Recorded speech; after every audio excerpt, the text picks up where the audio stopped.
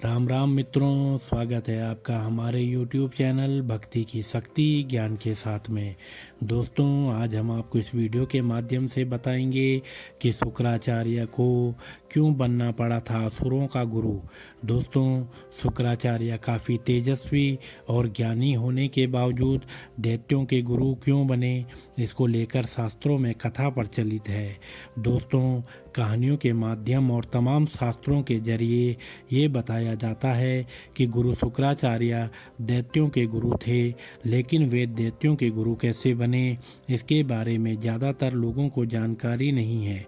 पौराणिक कथा के अनुसार शुक्राचार्य महर्षि भृगु के पुत्र और भगवान विष्णु के भक्त प्रहलाद के भांजे थे।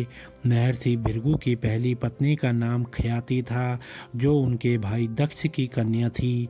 ख्याति से महर्षि भृगु को 2 पुत्र उत्पन्न हुए, जिनका नाम धाता और विधाता था, और एक बेटी लक्ष्मी का भी जन्म हुआ। लक्ष्मी का विवाह उन्होंने भगवान विष्णु से कर दिया। महर्षि भृगु के और भी पुत्र थे, जैसे उसनस और च्यवन आदि। माना जाता है कि उसनस ही आगे चल के शुक्राचार्य बने। वहीं एक अन्य कथा के अनुसार शुक्राचार्य महर्षि भृगु और हिरण्यकश्यपु की पुत्री दिव्या के संतान थे। शुक्राचार्य का जन्म शुक्रवार को हुआ, इसलिए महर्षि भृगु ने उनका नाम शुक्र रखा था। जब शुक्र थोड़े से बड़े हुए तो उनके पिता ने उन्हें ब्रह्म ऋषि अंग ऋषि के पास शिक्षा के लिए भेज दिया। अंग ऋषि ब्रह्मा के मानस पुत्रों में सर्वश्रेष्ठ थे और उनके एक पुत्र बृहस्पति थे, जो बाद में देवों के गुरु बने। शुक्राचार्य के साथ उनके पुत्र बृहस्पति भी पढ़ते थे। माना जाता है कि शुक्राचार्य की बुद्धि बृहस्पति की तुलना में ज़्यादा कुशाग्र थी, लेकिन फिर भी बृहस्पति के अंग ऋषि के पुत्र होने की वजह से उन्हें ज़्यादा अच्छी शिक्षा मिलती थी, जिसके चलते एक दिन शुक्राचार्य ईर्ष्यावश उस आश्रम को छोड़ के सनक ऋषि और गौतम ऋषि से शिक्षा लेने लगे। शिक्षा पूर्ण होने के बाद जब शुक्राचार्य को पता चला कि बृहस्पति को देवों ने अपना गुरु नियुक्त किया है, तो उन्होंने भी ईर्ष्यावश दैत्यों के गुरु बनने की मन में ठान ली।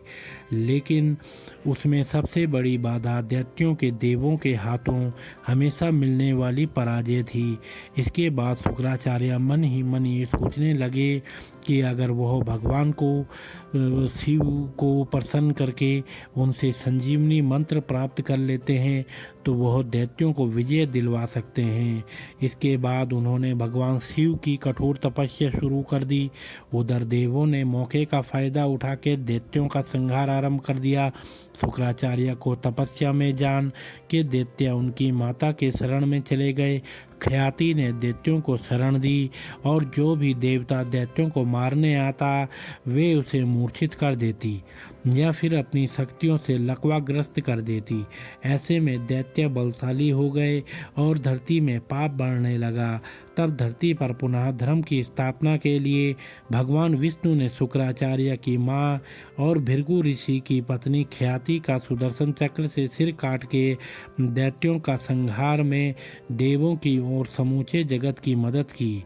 जब इस बात का पता शुक्राचार्य को लगा तो उन्हें भगवान विष्णु पर बड़ा क्रोध आया और उन्होंने मन ही मन उनसे बदला लेने की ठान ली।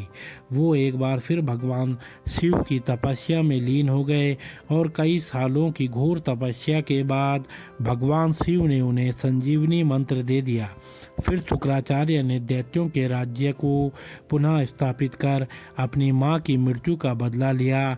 ऐसा माना जाता है कि तब से शुक्राचार्य और भगवान विष्णु एक दूसरे के शत्रु बन गए। लेकिन ये कथा यहीं समाप्त नहीं होती।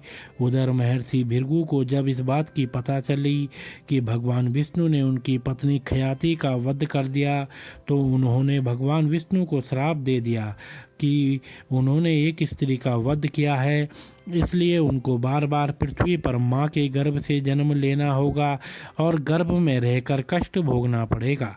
इस श्राप से पहले भगवान वराह अवतार, मत्स्य अवतार, कुर्मा और नरसिंह अवतार लेकर प्रकट हुए थे, लेकिन श्राप के बाद उन्होंने भगवान परशुराम, भगवान राम, भगवान कृष्ण के रूप में जन्म लिया।